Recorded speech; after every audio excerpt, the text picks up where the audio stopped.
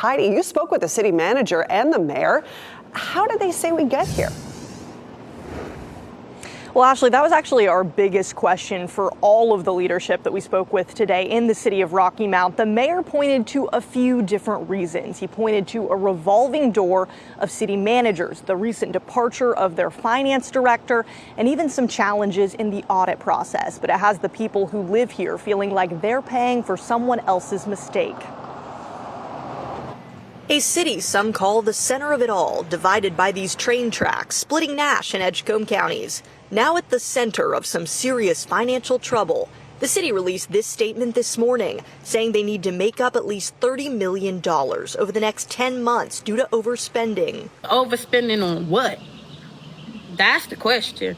Because if you over, what are you spending it on? That's the question we heard over and over from the people who live here. We asked the mayor, who blames past administrations putting money in the wrong places. We had a significant ramping up in terms of employees that were not necessarily provided for in the budget.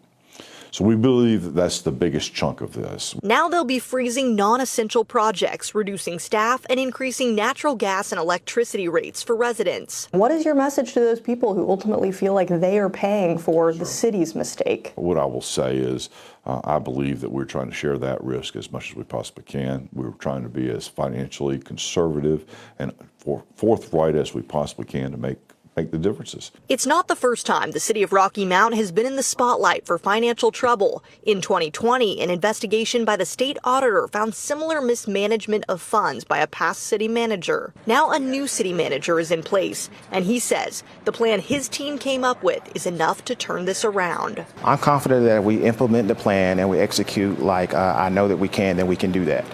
$30 million is what it's going to take, and that's what I'm going to try to do.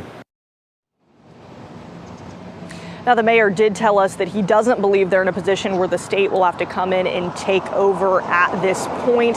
Now, they say they're also hiring a forensic accounting firm to figure out exactly what went wrong here. They say they will release those findings publicly. We'll bring you the latest.